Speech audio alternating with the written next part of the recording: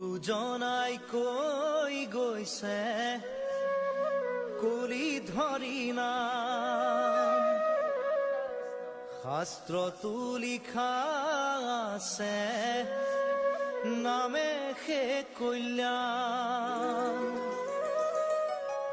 কুকুৰ শৃগালৰ ৰুৱাত মাতো আছে ৰাম নামৰ মালা গাথি কৰা নিজ কাম গোপাল গোবিন্দ লোৱা হৰি নাম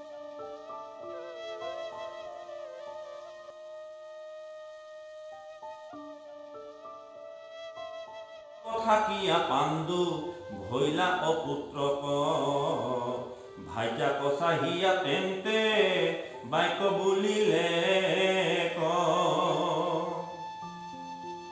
পাণ্ডু আকৌ কি হ'ল ঋষিৰ খাপগ্ৰস্ত হৈ তেওঁ কোনোদিনেই ৰতিক্ৰিয়া কাৰ্য কৰিব নোৱাৰিব ৰতিক্ৰিয়া কাৰ্য কৰিলে তেওঁ মৃত্যুবৰণ হ'ব বুলি অভিশাপ দিছিল ইয়াৰো কাহিনী পুৰাণত আছে এগৰাকী ঋষি আৰু এগৰাকী ঋষি পত্নীয়ে কাম ভাৱত লিপ্ত হৈ থকা সময়তে পাণ্ডুৱে নিগ কৰিবলৈ যাওঁতে তেওঁলোকে হৰিণা হৈ ক্ৰিয়া কৰি আছিল আৰু সেই ক্ৰিয়া কৰি থকা সময়তে পাণ্ডুৱে সেই হৰিণা হত্যা কৰিছিল কৰোঁতে সেই হৰিণাৰ কাম ভাৱত তেওঁলোকে পৰিপূৰ্ণ নোহোৱাৰ কাৰণে পাণ্ডুক অভিশাপ দিছিল আৰু অভিশাপ দিয়াৰ কাৰণে তুমি যিদিনাই ৰতিক্ৰিয়াত আগবাঢ়িবা সেইদিনাই তুমি মৃত্যুবৰণ কৰিবা গতিকে সেই পাণ্ডুৱে আহি কুন্তীক ক'লেহি আৰু সেইদিনৰ পৰা তেওঁ ৰতিক্ৰিয়া কাৰ্য বন্ধ হ'ল আৰু বন্ধ হোৱাৰ হেতুকে তেওঁ কোনোদিনে সন্তান জন্ম দিব নোৱাৰে সন্তান জন্ম দিবলৈ আগবাঢ়ি আহিলে তেওঁ মৃত্যুবৰণ হ'ব এইটো তেওঁৰ অভিশাপ আছিল এই কথাটো ইয়াত থুলমূলকৈ কৈছে কথাবিলাক কাৰণ মহাভাৰত নহয় ভাগৱতহে ইয়াত অকণমানকৈ কৈছে এই ৰাম খাপত থাকিয়া পাণ্ডু ভৈলা অপুত্ৰক ভাইজা কচাহিয়া তেন্তে বাক্য বুলিলে ক পাণ্ডুৰ বচনে তিনি দেৱক পাঠিলা ধৰ্মবায়ু ইন্দ্ৰ তিনি সত্তৰে আহিলা পাণ্ডুৱে যেতিয়া সন্তান জন্ম দিব নোৱাৰে কুন্তীয়ে তেওঁ এটি মন্ত্ৰ পাইছিল মন্ত্ৰটো কেনেকৈ পাইছিল কুন্তী যেতিয়া কুন্তী হ'ল কাৰ্যেত জানে নেকি বাৰু কাৰ্যেত কুন্তী কুন্তভোজৰ অৰ্থাৎ সুৰসেনৰ কন্যা সুৰসেনৰ 5গৰাকী কন্যা আছে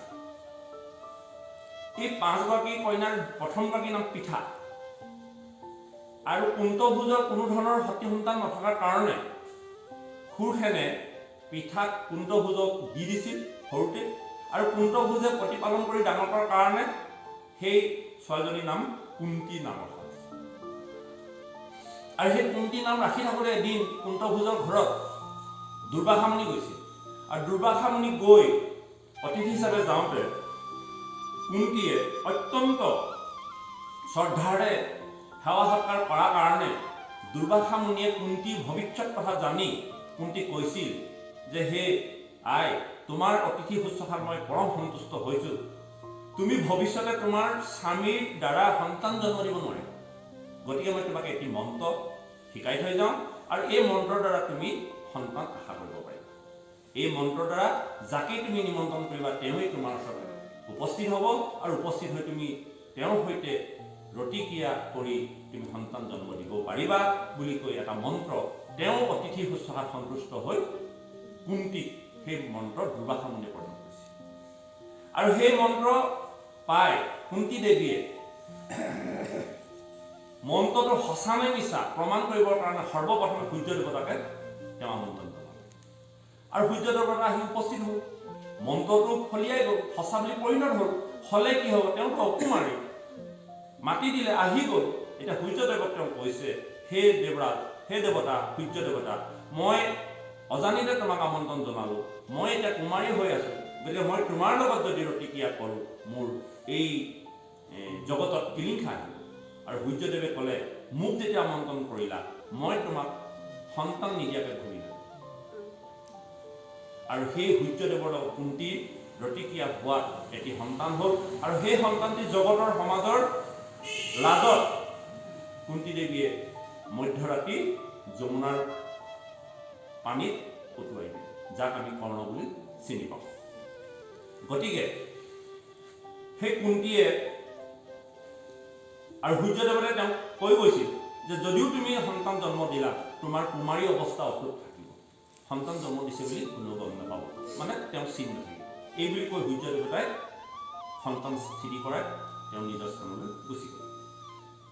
আৰু সেই সূত্ৰে সেই মন্ত্ৰৰ দ্বাৰা যেতিয়া পাণ্ডুৱে সন্তান জন্ম দিব নোৱাৰে বুলি গম পোৱা বা অভিশপ্ত হ'ল, কুন্তি দেৱীয়ে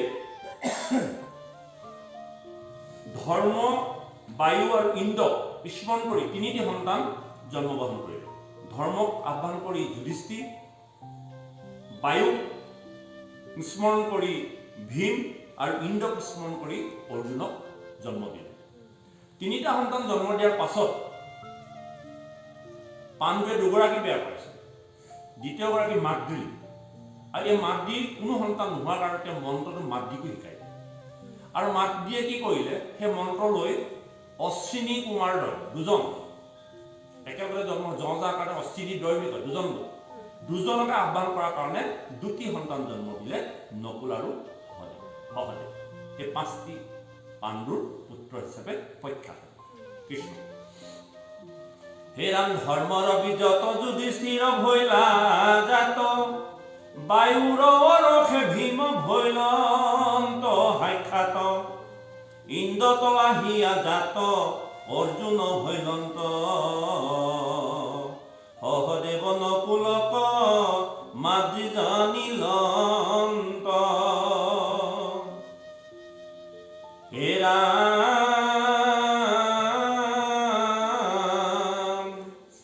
অশ্বিন কুমাৰ 2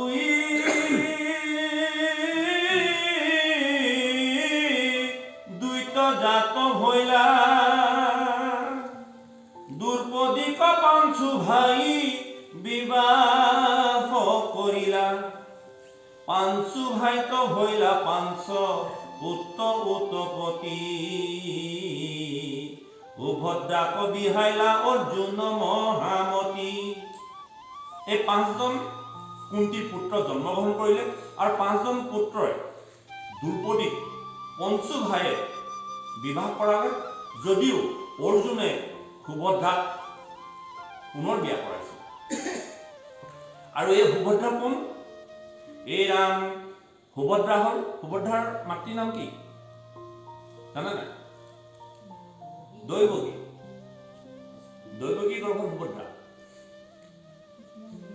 কৃষ্ণৰ ভনীয়েকটো। দৈৱকীয়ে ছোৱালী জন্ম দিছিল সুভদ্ৰা।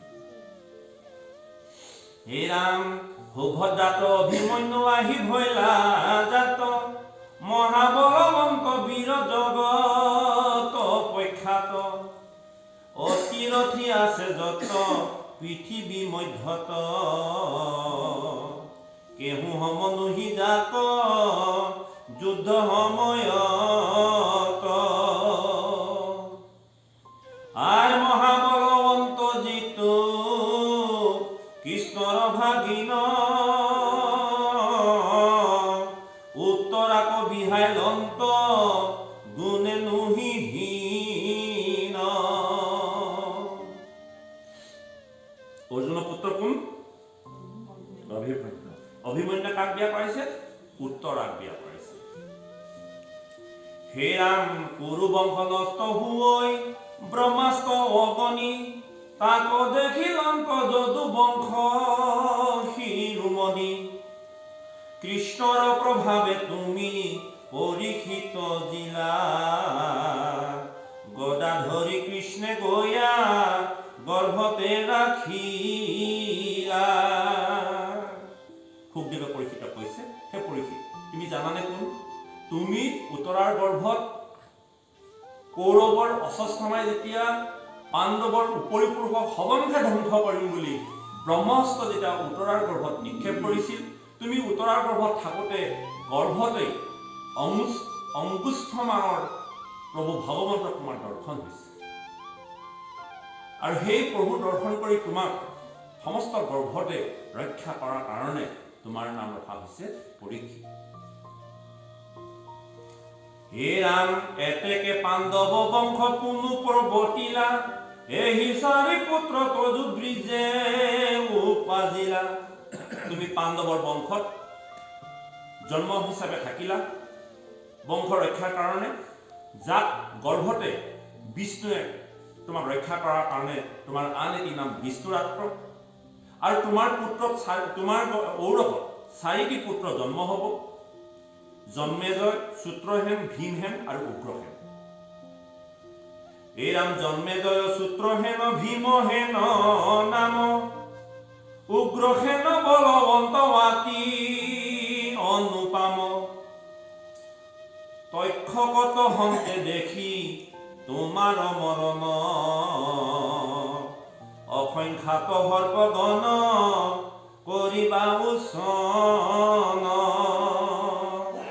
যেতিয়া তোমাক তক্ষকে দংশন কৰিলে আৰু তক্ষকে দংশন কৰাৰ কাৰণে জন্মেজয় সমস্ত সৰ্পগণক নাশ কৰিবৰ কাৰণে এটি সৰ্পযজ্ঞ আয়োজন কৰি এই পৃথিৱীত সৰ্পসকলক উচ্ছন্ন কৰাল। হস্তে হস্তে জন্মেজয় হৈব গুণৱন্ত শতানিক নামে তেহে পুত্ৰ জনিৱন্ত। সৌনকত হন্তে শতানিক জ্ঞান পাইবা সহস্ৰানিক নাম তান পুত্ৰ হৈবা। এই অস্তে হস্তে পাৰ্কত জন্মেজয় গুণৱন্ত হ'ল। তেওঁ সৰ্পযজ্ঞ কৰি সৰ্পসকলক উচ্ছন্ন কৰিলে আৰু জন্মেজয় ঔৰসে শতানিক নামে এটি পুত্ৰ জন্ম হ'ল আৰু সেই শতানিকৰ পুত্ৰ হ'ল সৌনক। আৰু এই সৌনকৰ পৰা আকৌ সহস্ৰানিক নামে এটি পুত্ৰ জন্ম হ'ল আৰু সহস্ৰানিকৰ ঔৰসত অন্যান্য সন্তান জন্ম হ'ল, যিবিলাক কুৰুবংশ বুলি কোৱা হয়। আৰু এই কুৰুবংশ কৈ শেষ কৰিব নোৱাৰি, গতিকে হে গোপা পৰীক্ষিত, তোমাক কুৰুবংশ কথা ইমানতে সামৰি লৈছে। অন্যান্য সন্তান কুৰুবংশত জন্মগ্ৰহণ কৰিছে যদিও সকলো কথা পৰীক্ষিতৰ আগত সুকে প্ৰকাশ কৰা নাই, যিটো কথা এই ভাগৱততো উল্লেখ নাই। হে ৰাম কোনে কহিবা কপাৰে তাহাক নিশ্চয় শ্ৰেষ্ঠ পুত্ৰ যদুতেহে পৰম। হে ৰাম অসংখ্যাত আছে নানা কুৰুবংশ ছয় কোনে কহিবা কপাৰে তাহাক নিশ্চয়। অসংখ্য আছে কুৰুবংশ, সেইবিলাক কৈ কোনেনো শেষ কৰিব পাৰে। গতিকে ইমানকে মই তোমাক চমুকে ক'লো পৰীক্ষিত, এইখিনি কথা তুমি জানি থবা। শ্ৰেষ্ঠ পুত্ৰ যদুতেহে পৰম মহন্ত তাহান বংশংক তাহান বংশক কহু শুনা মহাশান্ত। এতিয়া যদু বংশৰ কথা ক'বলৈ, যিটো বংশত কৃষ্ণ জন্মগ্ৰহণ কৰিছিল। যদুক চিনি পায় নে বাবুসকল? যদু বংশ চিনি পায়? যদু বংশ কিন্তু যদু বংশ আমি পাই আহিম। যদুক কাৰ নাম আছে? দেৱযানীৰ ডাঙৰ পুতেক যদু আছিলে না? যজাতি দেৱযানীৰ প্ৰথম পুত্ৰৰ নাম যদু আছিলে না? এই দেৱযানীৰ পুত্ৰ যদু বংশ, এই যদু কথা ক'ব। সেইকাৰণে খুব জ্ঞান দি শুনি যাওকচোন। হে ৰাম শ্ৰেষ্ঠ পুত্ৰ যদুতেহে পৰম মহন্ত তাহান বংশক কহু শুনা মহাশান্ত। মহাপুণ্য কথাইতো পাপ নষ্ট কৰে সমস্তে প্ৰাণীৰ সংসাৰৰ দুখ হৰে। যিটো অংশে অৱতৰি আছা ভগৱন্ত পূৰ্ণ ব্ৰহ্ম হৰি আহিবে কত ভৈলন্ত। মনুষ্য আকৃতি ধৰি দৈত্য সংঘৰিলা যদু নিপতিয়ে 4 পুত্ৰ উপাৰ্জিলা। সহস্ৰজিত পৃষ্ঠ নলৰি পুনাম যাৰ শতজিত পুত্ৰ ভৈলা সহস্ৰজিত। এই যদুৰ 4জন পুত্ৰ জন্ম হ'ল। এজনৰ নাম সহস্ৰজিত, কৃষ্ট, নল আৰু ৰিপু। আৰু এই সহস্ৰজিতৰ পৰা এজন পুত্ৰ জন্ম হ'ল যাৰ নাম শতজিত। আৰু শতজিতৰ পৰা পুত্ৰ এজন জন্ম হ'ল যাক সহস্ৰাৰ্জুন বুলি কোৱা হয়, যাক কাৰ্তবীৰ্যাৰ্জুন বুলি কোৱা হয়।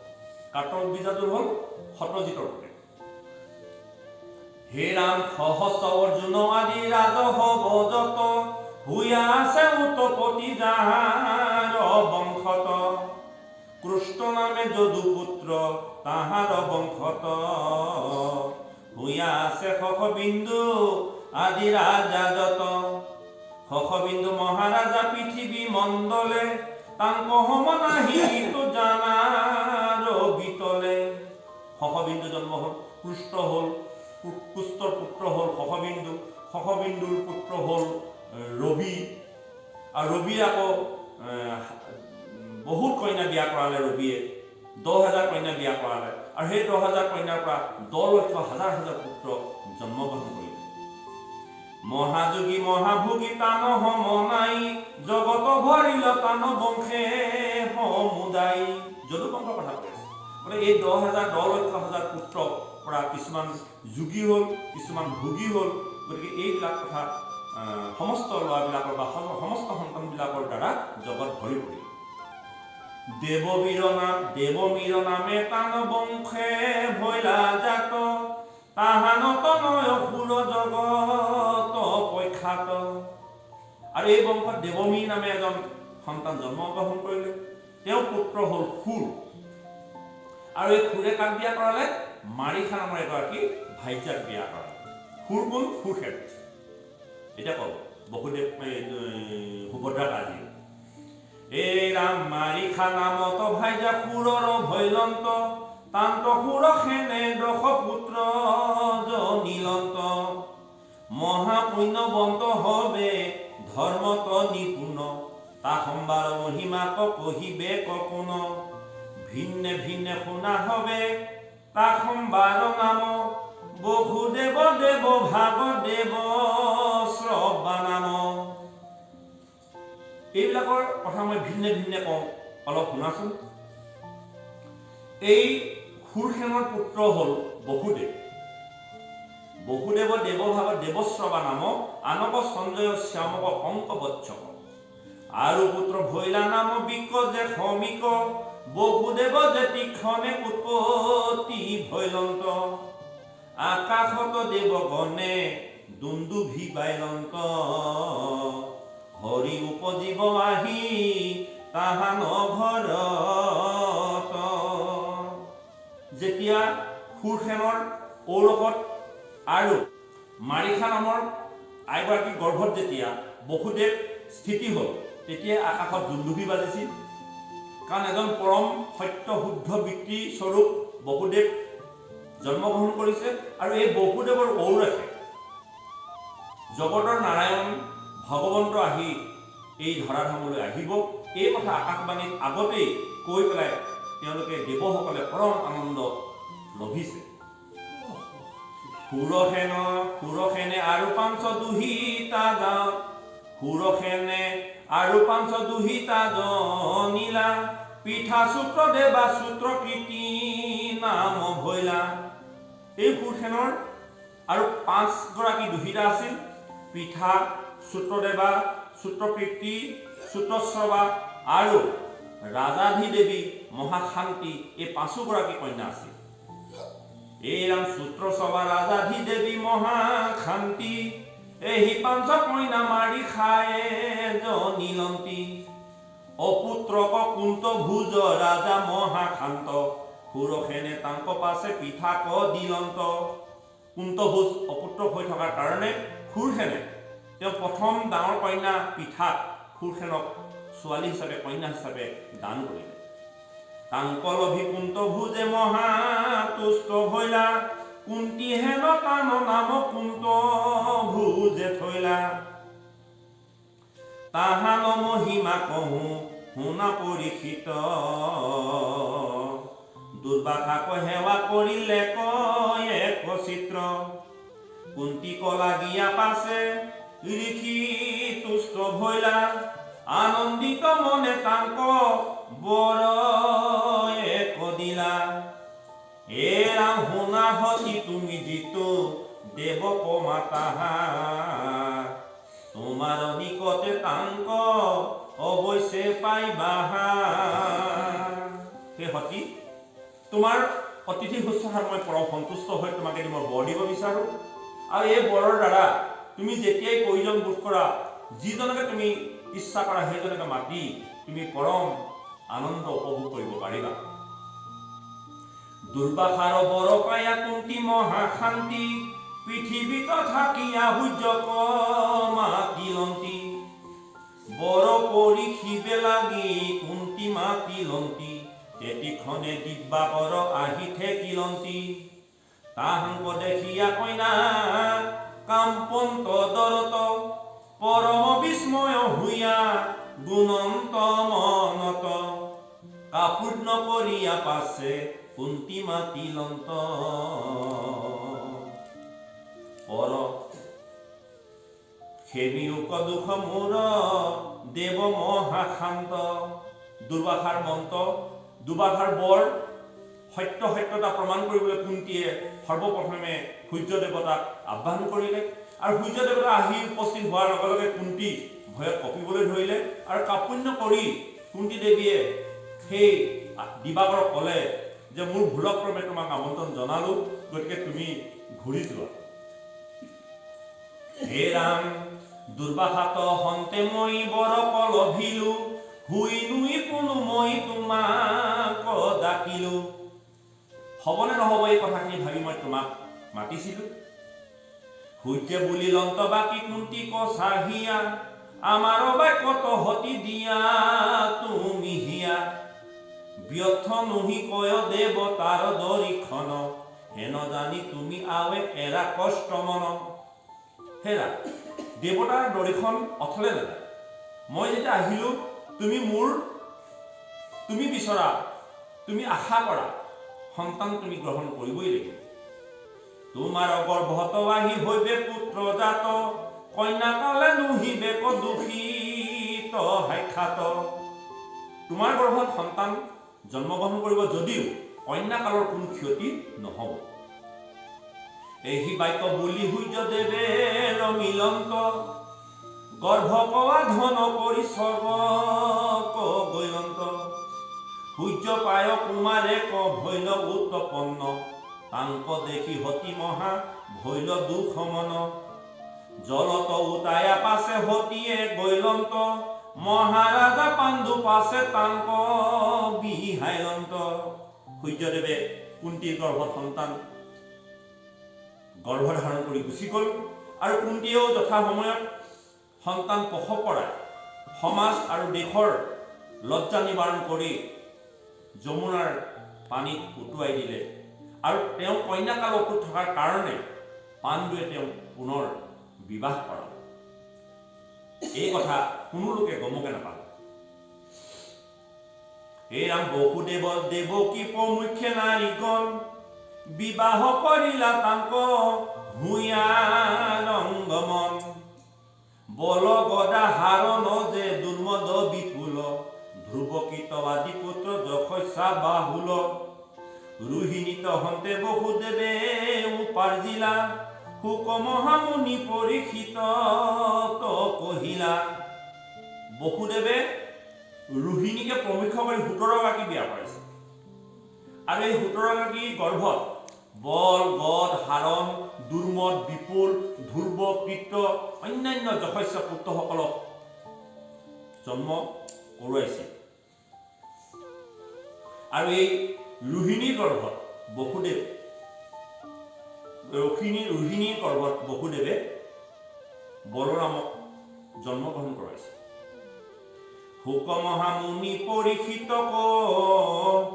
এই ৰাম ৰোহিণীত হন্তে বসুদেৱে উপাৰ্জিলা, শুক মহামুনি পৰীক্ষিত কহিলা। সুতয়ৰ ভাজ্যা বসুদেৱৰ সাক্ষাৎ, আনুপুত হবতান ভৈলা আহি জাত। আৰু বহুত সন্তান এই 17গৰাকী ভাজ্যাৰ দ্বাৰা বসুদেৱে সন্তান জন্ম কৰাইছিল।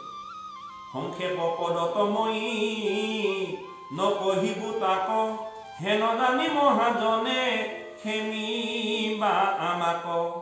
এই পদবিলাক বাহুল্য হোৱাৰ ভয়ত সকলো সন্তানৰ কথা ইয়াত উল্লেখ নকৰিলো। সেই সভাসদসকল এই বিষয়ে মোক ক্ষমা কৰিব। এইখিনিতে কবিয়ে প্ৰাৰ্থনা কৰিছে, ব্যাসদেৱে প্ৰাৰ্থনা কৰিছে যে সকলো কথা বা সকলো সন্তানৰ কথা আমি যদি ইয়াত উপস্থাপন কৰোঁ পদবিলাক দীঘল হ'ব।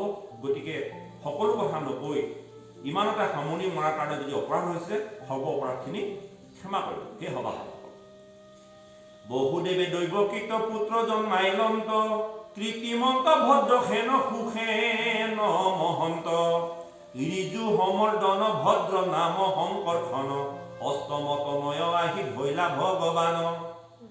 বসুদেৱে দৈৱকীৰ গৰ্ভত 6টি সন্তান জন্মগ্ৰহণ কৰালে। কৃত্ৰিমন্ত ভদ্ৰসেন সুখেন ঋজু সমৰ্দন ভদ্ৰ আৰু শংকৰখন। আৰু 7ম সন্তান গৰ্ভচুৰ হ'ল, ইয়াত উল্লেখ নাই কৰা যদি মই কৈ দিছোঁ। আৰু 8ম গৰ্ভত ভগৱন্ত আহি দৈৱকীৰ গৰ্ভত স্থিতি হ'ল। তব পিতামহী সুভদ্ৰাৰ ভৈলা জাত মহাভাগ্যৱতী তেন্তে জগতে প্ৰখ্যাত।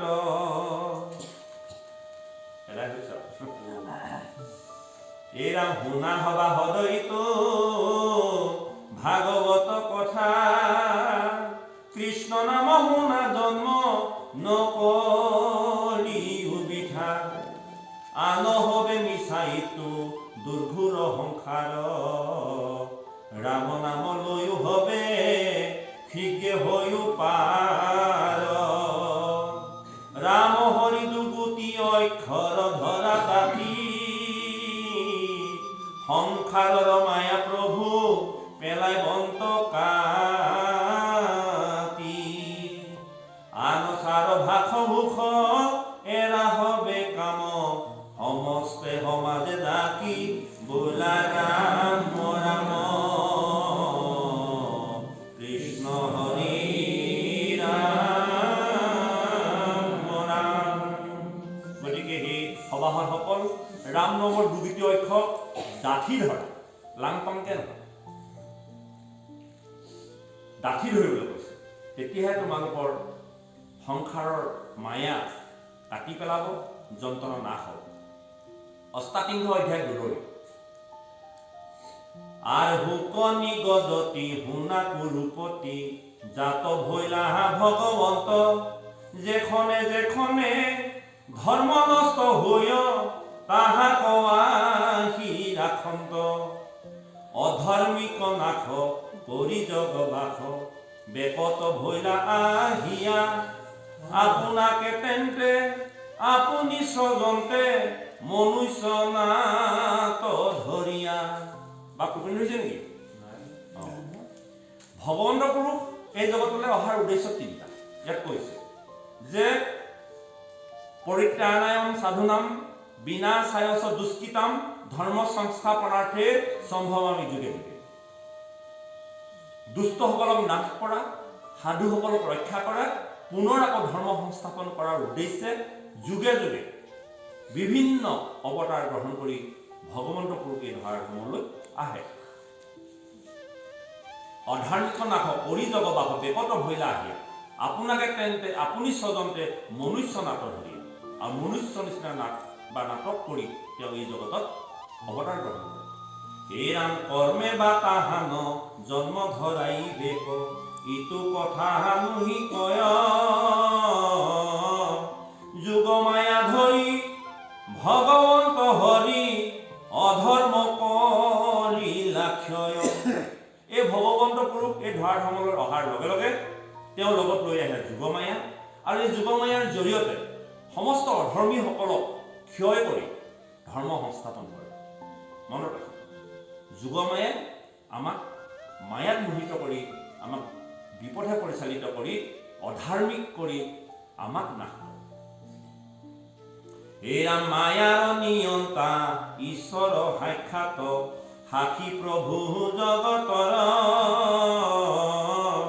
সৰ্বব্যাপী যিটো আনন্দ স্বৰূপ অন্তৰ্যামী সমস্তৰ এতেকে হেতান জন্ম আদি কৰ্ম নুহিকে কেহু কাহাৰণ মায়া বিনোদিয়া ব্যতিৰে কৱান ব্ৰহ্মৰ নাহি জন্মন। ভগৱন্ত এই পৃথিৱীলৈ অহাৰ কোনো কাৰণ নাই। নাহি জন্ম মূৰত তথাপি জন্ম ধৰা সুহি জন্মে জীৱৰ জনম দূৰ কৰা আমাক গতি দিবৰ কাৰণে ভগৱন্ত পুৰুষ এই ধৰাধামলৈ বাৰে বাৰে তেওঁ বিভিন্ন ৰূপত আহিব লগা হয়। কেতিয়াবা বৰাহ ৰূপে অৱতাৰ গ্ৰহণ কৰিব লগা হয় কাৰণৰ হেতু, কেতিয়াবা নিহিংহ ৰূপে, কেতিয়াবা মৎস্য ৰূপে, কেতিয়াবা কুৰ্ম ৰূপে, কেতিয়াবা সৰ্প ৰূপে, কেতিয়াবা বৃক্ষ ৰূপে, বিভিন্ন কাৰণ। যেতিয়া যিটো সময়ত যিটো প্ৰয়োজন সেই সময়মতে তেওঁ কি কৰে, ভকতক ৰক্ষা কৰিবৰ কাৰণে, জীৱবিলাকক উদ্ধাৰ কৰিবৰ কাৰণে তেওঁ বিভিন্ন জন্ম গ্ৰহণ কৰি এই জীৱবিলাকক মুক্তি কৰাই আছে। হে ৰাম যাহাৰ মায়ায়ে সৃষ্টি স্থিতি লয় বিনাশ হুৱে জগত জীৱৰ সম্বন্ধী অনুগ্ৰহ কৰি কৰা প্ৰভু কাৰ্যযত যিটো ভগৱন্ত অচ্যুত অনন্ত পলয়ে জীৱ সমস্ত নিশেষ সংহৰি এক স্থান কৰি প্ৰকৃতিক কৰা অস্ত্ৰ ধৰ্মবাদী কিছু নাহি তা সম্বাদ উপাধি ভৈলে কহলীন পুনু ভগৱন্ত সৃষ্টি কৰন্ত তেন্তে পুনু উদাসীন এ ৰাম ভকতিক দিয়া সংসাৰ নিস্তাৰা কৰা অনুগ্ৰহ হৰি সৃষ্টি স্থিতি লয় কৰন্ত নুহিকা বিষম পুনু মুৰাৰী। এই জগতত তেওঁ ধৰ্ম সংস্থাপনৰ কাৰণে অৱতাৰ গ্ৰহণ কৰি যিটো নিজ ধৰ্ম সেই ধৰ্ম তেওঁ নিজ মুখে ব্যক্ত কৰে। ধৰ্ম দুটা, এটা নিজ ধৰ্ম, এটা ঋষি ধৰ্ম। যি ধৰ্মৰে জীৱবিলাকক গতি দিব পাৰে সেই ধৰ্ম কিন্তু অন্যসকলক এৰি নিদিয়ে, নিজ মুখেৰে প্ৰকাশ কৰে। গীতাত অৰ্জুনৰ আগত, ভাগৱতত উদ্ধৱৰ আগত, নাৰদৰ আগত, ধ্ৰুৱৰ আগত, বিভিন্ন বৈষ্ণৱৰ আগত তেওঁ নিজ ধৰ্ম নিজ মুখেৰে ব্যক্ত কৰিছে। এই নিজ ধৰ্ম হ'ল ভাগৱত ধৰ্ম, যি একশৰণ হৰিনাম ধৰ্ম, একশৰণ ভাগৱতী ধৰ্ম। এই ধৰ্ম কিন্তু কোনো ঋষিসকলক প্ৰচাৰ কৰিবলৈ দিয়া নাই, নিজৰ মুখৰ বাণী। গতিকে ঋষি সমস্তে প্ৰচাৰ কৰা ধৰ্মবিলাকেই হ'ল কৰ্মকাণ্ডী ধৰ্ম। কাৰণ ঋষিসকলক এই মহাতত্ত্ব মহামূল মন্ত্ৰ তেওঁ কেতিয়াও এৰি দিয়া নাই। হাতৰ পৰা বাঘ জৰীডাল তেওঁ আজি পৰ্যন্ত এৰি দিয়া নাই। এতিয়া এই জগতত তেওঁ নাই যদিও তাক দায়িত্ব দি থৈ গৈছে, উদ্ধৱক দি থৈ গৈছে। সেই উদ্ধৱ, তুমি এই জগতত থাকি মোৰ নাম ধৰ্ম তুমি প্ৰচাৰ কৰিবা। মই ভকতৰ হিয়াতেই থাকিম, ভকতেই মোৰ নামৰ মহিমা বুজি পাব, ভকতেই মোৰ হিয়া, ভকতৰ বিনে মই নিশ্চিন্ত। গতিকে এই কলিযুগত ভকতক সেৱা সৎকাৰ কৰিলেই ভগৱন্তক সেৱা সৎকাৰ কৰা হ'ব বুলি উদ্ধৱক কৈ থৈ গৈছে। হে ৰাম এতেকে হেতান কাল কৰ্ম আদি জন্মৰ হেতুনো হিকে আপোন মায়াক আশ্ৰয় কৰিয়া বেকত ভৈলা উৎসুকে যেন মতে প্ৰভু অসংখ্যাত ৰাজা পৃথিৱীত ভৰিপুৰ তাহাক বধিয়া বৈকুণ্ঠ কনিয়া কৰিলা আত্মা প্ৰচুৰ এতেকে হেতান অলৌকিক কৰ্ম মহিমাৰ নাহি পাৰ বলভদ্ৰ হমে আতি মনোৰমে হৰিলা ভূমিৰ ভাৰ। যিবিলাক দুষ্ট দৈত্য ৰাজা মহাৰাজা দুষ্ট লোক তেওঁলোকক বলভদ্ৰৰ সহিতে সমস্ত নাশ কৰি ভূমিভাৰ হৰণ কৰিছে। ভূমিভাৰ মানে পৃথিৱীৰ ভাৰ। পৃথিৱীৰ ভাৰ মানে কি বুজি পাম? পৃথিৱীত যিখিনি দৈত্য দুৰাচাৰ আছিলে সেইখিনি বধ কৰা কথা বুলি কৈছে। হয়, পৃথিৱীয়ে কেতিয়া ভাৰ? আচলতে চাওক, মই কৈ গৈছোঁ, আগতেও কৈছোঁ, এগৰাকী মাতৃয়ে সন্তান জন্ম দিয়াৰ পাছত সন্তানটোৱে বহু ধৰণৰ দুষ্ট কৰাৰ পাছতো মাতৃগৰাকীয়ে নিজৰ সন্তানটোক কেতিয়াও দুষ্ট বুলি নাভাবে। কোনোবাই যদিও কয় সেই কথাও মানিব, আৰু সেই সন্তানটি আনৰ চকুত যিমানে বেয়া হ'লেও মাতৃগৰাকীৰ দৃষ্টিত সেই সন্তানটি কেতিয়াও বেয়া বুলি নাভাবে। কিন্তু এই সহনশীলতা মাতৃগৰাকী এদিন কিন্তু ক্ৰোধান্বিত হৈ পৰে। যেতিয়া সন্তানে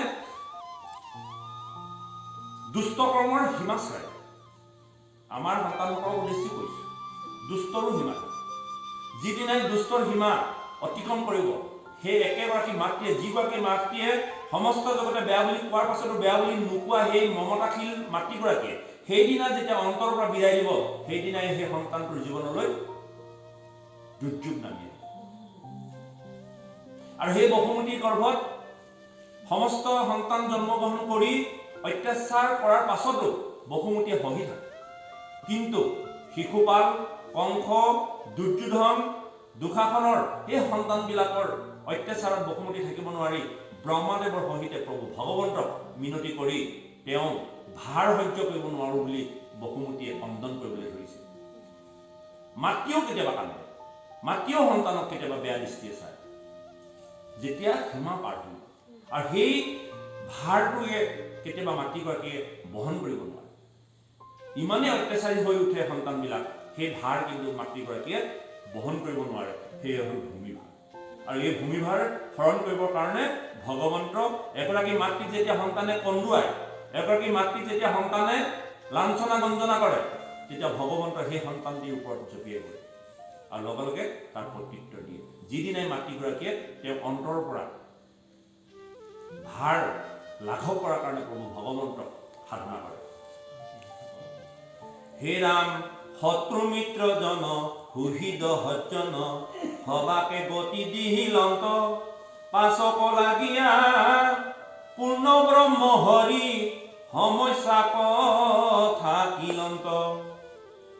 কলিত জন্মিব যিটো নৰ হব, তাহম্বাৰ কাৰ্যে হৰি, দুখ হুক মানে হবে দূৰ হইব, যাৰ যশ কস্মৰি।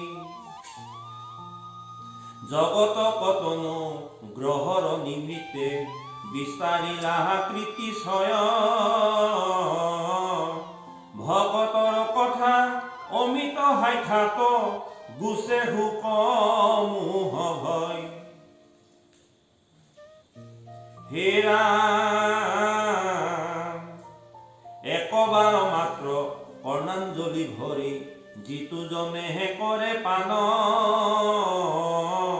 কৰ্মৰ বাসনা হবে নষ্ট হয়, প্ৰত্যেকে পাৱে প্ৰমাণ। আমি প্ৰমাণ নাপাওঁ। কেলে প্ৰমাণ নাপাওঁ? ঈশ্বৰৰ নাম ল'লে, ভাগৱত শ্ৰৱণ কৰাৰ পাছতো সদায় নামঘৰত সকাম নিকাম পাতিয়ে থাকোঁ, ঘৰলৈ ভকত বা অতিথি নি সেৱা শুশ্ৰূষা কৰি থকাৰ পাছতো আমাৰ ঘৰবিলাকত দুখ দুৰ্গতি নুগুছে। কিয়? ইয়াত ক'লে যে একবাৰ মাত্ৰ প্ৰণাঞ্জলি ভৰি যিটো জনে কৰে পান। আমি কাণ ভৰি জানো ঈশ্বৰৰ কথা শুনো? নুশুনো। এখন কাণে শুনো যদি এখন কাণে অন্য এটা কথা আমি কৰিম। কৰ্ণ ভৰি প্ৰণাঞ্জলি ভৰি যিটো জনে পান কৰে, সেইজনেহে কৰ্মৰ বাসনাবিলাক ভৰিব। কিন্তু আমাৰ প্ৰণাঞ্জলি ভৰি আমি কেতিয়াও ঈশ্বৰৰ কথা শ্ৰৱণ নকৰোঁ। আমাৰ দুখ সেইখিনি, আমি মায়াৰ দ্বাৰা আকৃষ্ট হৈ আছোঁ। যেতিয়ালৈকে আমি কৰ্ণ ভৰি একাগ্ৰচিতে কৃষ্ণৰ নাম শ্ৰৱণ নকৰোঁ, সেই নামেৰে কিন্তু আমাক উদ্ধাৰ নকৰোঁ। কাণ এখন ভাগৱতত থৈ এখন কাণে অন্য ঠাইত থৈ দিয়া, বিভিন্ন ঠাইলৈ চকু দি থকা, টোপনিয়াই থকা, আলস্য ভাৱ কৰি থকা, এইবিলাক হ'ল আমাৰ জীৱনৰ দুৰ্গতি। ভাগৱতখনক বুজিলে নহয়। আমি ভাগৱতৰ কথা কিমান শুদ্ধভাৱে শ্ৰৱণ কৰিছোঁ। যদি শুদ্ধভাৱে শ্ৰৱণ কৰিছে, অন্তৰীক্ষত প্ৰভু ভগৱন্ত প্ৰৱেশ কৰি অন্তৰ আত্মা নিৰ্মল কৰিলে, আৰু সেই অন্তৰ আত্মা নিৰ্মল হ'লে কোনো দিনেই বিঘিনি নহয়। প্ৰমাণ। কিন্তু আমি প্ৰমাণ কৰিব নোৱাৰোঁ। আমাৰ জীৱনৰ পৰীক্ষাত আমি ফেইল কৰিম, আৰু তাৰপিছত আমি এখন পৰিপূৰ্ণ চাৰ্টিফিকেট বিচাৰি থাকিলে ক'ব পাৰোঁ। এইটোৱে সেইকাৰণে কৈছে একবাৰ মাত্ৰ প্ৰণাঞ্জলি ভৰি যিটো জনে কৰে পান, কৰ্মৰ বাসনা হবে নষ্ট হয়, প্ৰত্যেকে পাৱে প্ৰমাণ। প্ৰত্যেকজনে এইটো কথা প্ৰমাণ পাব, যদিহে ঈশ্বৰৰ কথা প্ৰকৃতাৰ্থত যদি নীতি নিয়মৰ মাজেদি যদি শ্ৰৱণ কীৰ্তন কৰা হৈছে, তেন্তে নিশ্চয় আপুনি আপোনাৰ জীৱনত প্ৰমাণ পাব। শুনাৰ পাছতো যদি আমি বাৰে প্ৰতি সেই কু কথাবিলাককে আনি যদি পাতি থাকোঁ, তেতিয়াহ'লে ঈশ্বৰৰ কথা যদি এটা শুনিছোঁ, কু কথা যদি 10টা শুনিছোঁ, তেতিয়াহ'লে কোনটো কথা পাৰিম? কু কথাটো আপুনি। গতিকে আমাৰ এই কথাবিলাকে যে আমাৰ সমস্ত পাপ আৰ্জন হয়, পুণ্য কৰিছোঁ যদি 10 ডিগ্ৰী, পাপ আৰ্জন কৰোঁ 20 ডিগ্ৰী, গতিকে আমাৰ জীৱনত বিকাৰবিলাক আহে, মাইনাছ হয়। গতিকে কথাবোৰ পাতি থাকিলেই নহয়, এইবিলাক আমি কিন্তু অনুশীলন কৰিবই লাগিব, অনুশীলন কৰিবই লাগিব। অনুশীলন কৰক, যোনে অনুশীলন কৰিব তেওঁ কোনো উপকৃত হ'ব, একদম চিয়ৰ। কৃষ্ণ। হে ৰাম ভোজ বিঞ্চি বংশে অন্ধক কুকুৰ, হবাকো আনন্দ দিলা, হে হিৰূপ হাস্য কটাক্ষ লীলায়ে, সকলে লোক মোহিলা। 59 অধ্যায় ছবি উপদেশ প্ৰাৰ্থনা সমাপ্তি হৈছে দেই। গুৰুজনাই উপদেশ অৰ্পণ প্ৰদান কৰিছে। হে ৰাম যাহাৰ বদন পদ্ম, কোটি ছন্দ সমনুই, কৰ্ণে শুভেম কৰ কুণ্ডল, শংখ চক্ৰ অস্ত্ৰ ছয়, শোভা কৰে অতিশয়, জলে চাৰু চাৰ কৰতল, তাহান ৰূপক দেখি নিপ্তি প্ৰীতি নাহিকে আখি, নাৰী নৰ সমস্ত জনৰ, চক্ষুৰ প্ৰচাৰ যিটো কৰিল নিমেষ কৰ্তা, তাংক মন্দ বুলিলা বিস্তৰ, পিতৃৰগী হৰ পৰা নন্দৰ ঘৰ কবয়া, দানৱ গণক মাৰি লন্ত, পুত্ৰ পৌত্ৰ অসংখ্যাত, ভৈলেক কৃষ্ণৰ জাত, অনেক যজ্ঞ কৰাই লন্ত, আপোনাক আপুনিয়ে সজিলন্ত মায়া বলে, যজিলন্ত যজ্ঞ ভগৱন্ত, প্ৰাণী সমস্তক শিক্ষা দিলা ধৰ্মিক দণ্ডী, সজ্জন জনক পালিলন্ত, কুৰু পাণ্ডৱৰ ঘৰে লগায়া কন্দল প্ৰভু, যুদ্ধত মৰাইলা বীৰ গণ, অৰ্জুনক জয় কৰি ভগৱন্ত দেৱ হৰি, কৰিলন্ত বৈকুণ্ঠ গমন। এই ধৰাধামলৈ প্ৰভু ভগৱন্ত আহি নন্দৰ ঘৰত পুত্ৰ হিচাপে অৱতাৰ কৰি সমস্ত জগতৰ জীৱবিলাকক উদ্ধাৰ কৰিলে, আৰু কুৰু পাণ্ডৱৰ মাজত কণ্ডল লগাই যুদ্ধত অসুৰ আৰু অভক্তসকলক নাশ কৰি অৰ্জুনক জয় জয়কাৰ কৰি তেওঁ বৈকুণ্ঠলৈ গমন কৰিলে। শুনা সামাজিক জন, কৃষ্ণ কথা দিয়া মন, সাধুৰ সংকট যত্ন কৰি, কৃষ্ণ ৰাম নাম ধৰি, সুখে সংসাৰ কতৰি, চলি হুক বৈকুণ্ঠ নগৰী। নমো নমো কৃষ্ণ দেৱ, তোমাৰ চৰণে হেৱ, পৰুপতি বাৰ দণ্ডৱত, পদৰচনাত যত হুয়া আছে ন্যূনধিক, শোক সাংগ তজু চৰণত, ইহাত আমাৰ যত পুণ্য হুৱে উপাৰ্জিত, তজু পাৱে কৰিলো অৰ্পণ, তোমাৰ প্ৰসাদে কথা পচাৰো সৰ্বঠাই, তজু আজ্ঞা কৰিলো পালন। কবিয়ে কৈ আছে তোমাৰ আজ্ঞা পালি, তোমাৰ নাম ধৰ্ম তোমাৰ গুঞ্জ সমস্ত জগতত প্ৰচাৰ কৰা হৈছে। মই জৰ যন্ত্ৰ প্ৰায় নচাৰাহা যদুৰায়, নাচো আমি হেহি পাক ধৰি, অন্তৰ্যামী ৰূপে প্ৰভু নচুৱাহা জগতক, বচন বোলাহা তুমি হৰি। ভগৱন্তই যেনেকে নচুৱাই আমি তেনেকে নাচিব লাগে। ভগৱন্তই নচুৱাবলৈ বিচাৰিছে এভাগে আৰু আমি নাচিবলৈ বিচাৰিছো এভাগে, তেতিয়াই গণ্ডগোল লাগিব, ফুল তাল অমিল হৈ যাব। গতিকে সমস্ত ভগৱন্তক অৰ্পণ কৰি, হে প্ৰভু ভগৱন্ত তুমি যেনেধৰণে কৰ্ম কৰোৱাবা, যেনেধৰণে তুমি নচুৱাবা, আমি তেনেধৰণে নাচিম বুলি ভাবি ভগৱন্তৰ চৰণত আমি শৰণাপন্ন হ'ব লাগে। তুমি অন্তৰ্যামী ৰূপে মোৰ অন্তৰত স্থিতি হৈ তুমি কৈ দিয়া মই কি ক'ব লাগে, মই কথা শুনিব লাগে নে গ্ৰাম্য কথা শুনিব লাগে। এই কথাটো ৰাতিপুৱাই গুৰুহে পাওঁতে ভগৱন্তক প্ৰাৰ্থনা কৰিব লাগে, হে প্ৰভু তুমি হৃদয়ত অন্তৰ্যামী হৈ মোক শীত উপদেশ দিয়া, কি কৰিলে ভাল হয় আৰু কি কৰিলে বেয়া হয়। আমি কি কৰিম? আমি কৰিম বুলি ক'লে ভগৱন্তই যদি বেয়া পালে লৈ যায়। মানে মোক ভগৱন্তে কৃপা কৰিব লাগিব, আপোনালোকক ভগৱন্তে কৃপা কৰিব লাগিব। ভাগৱত কথা শ্ৰৱণ কৰিবৰ কাৰণে ভগৱন্তে কৃপা কৰিব লাগিব। যিসকল লোকে এই স্থানলৈ আহিবলৈ এলাহ কৰিছে তেওঁ ভগৱন্তে কৃপা কৰা নাই। প্ৰথম যদি কৃপা পৰশী আছে তেন্তে তেওঁ দহুবন কাটি কৰি হ'লেও ঠাণ্ডাটো নেওচি আহি তেওঁ এই স্থানত উপবিষ্ট হ'ব। এয়া সম্পূৰ্ণ ভগৱন্তৰ কৃপা। হে ৰাম এতেকেহে ভাল মন্দ যিটো কৰাই লাহা পদ আতমূৰ দুখ নাহি কয় সংক্ষেপ কৰিয়া হবে নৱমস্কন্ধৰ কথা সমাপতি ভৈলে ক নিশ্চয় ক্ষীৰসাগৰৰ সম ভাগৱত নিৰূপম আৰু অৰ্থ প্ৰায় কোন জনে বেদ বেদান্তৰ হাৰ আতপৰে নাহি আৰ দেখি উক পণ্ডিত জনে কিন্তু পখা অনুৰূপে মাখি উৰয় যেন সেহি পতন্তৰ ভৈল মূৰ যেন তেন মতে মাত্ৰ হৰিৰ স্মৰণ হৌক হেন বা সংসাৰত ঘূৰ। কবিয়ে কৈছে এগৰাকী মাখিয়ে তেওঁ পাখি অনুসৰিহে উৰিব পাৰে। গতিকে মোৰ সামৰ্থ্য অনুসৰি ঈশ্বৰৰ নাম যেনে তেনে স্মৰণ কৰিছোঁ, হে প্ৰভু ভগৱন্ত তুমি মোক দয়া। আৰু আমিও কৈছোঁ আপোনালোকক মোৰ সামৰ্থ্য অনুসৰিয়ে মই ভাগৱত গাব পাৰিম। আপোনালোকে যদি ইয়াতকৈ ভাল লাগে বুলি ক'লে মই কিন্তু আপোনালোকক দিব নোৱাৰিম। মোৰ সামৰ্থ্য ইমানখিনি, মই ইমানখিনি মোৰ কণ্ঠত বিৰাজমান কৰিছে ভগৱন্তই। ইয়াতকৈ আপোনালোকে বহু ঠাইত বহু ধৰণৰ সুমধুৰ কণ্ঠ শুনিব পাৰিব, কিন্তু সেই সুমধুৰ কণ্ঠ আপোনালোকে যদি মোৰ পৰা বিচাৰে মই কেনেকৈ দিম? মোৰ সামৰ্থ্য ইমানখিনি। মোৰ ভগৱন্তে কণ্ঠত মোক ইমানকণেই শক্তি দিছে, আৰু এই শক্তিখনে আপোনালোকৰ ওচৰত মই প্ৰকাশ কৰিব বিচাৰোঁ।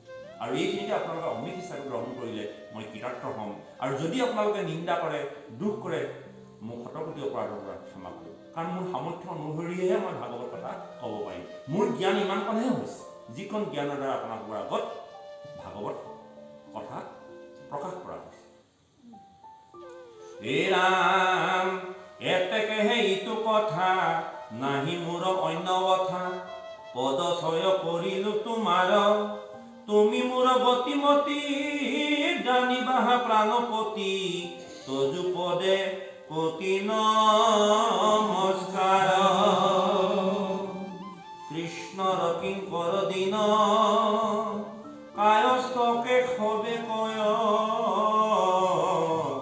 এৰা লোক বিষয়ৰ কাম সমজাৰ লোকে ডাকি ৰাম ৰাম বোলা ঢাকি মহা মহাখান পাইবানী ৰূপম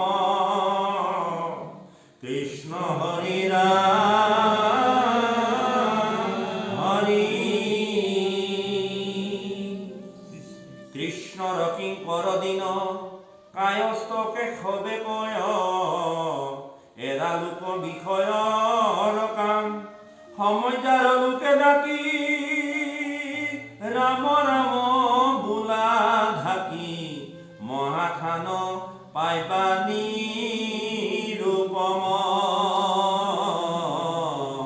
কৃষ্ণ হৰি হৰি কৃষ্ণ হৰি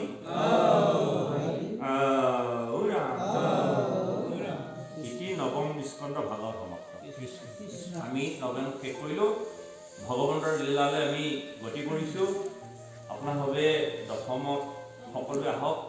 প্ৰভু ভগৱন্তৰ লীলা, যি লীলা শ্ৰৱণ কৰিলে সমস্ত লোকে গতি পায়। গতিকে আমি এয়া দশম আৰম্ভ হৈছে। গতিকে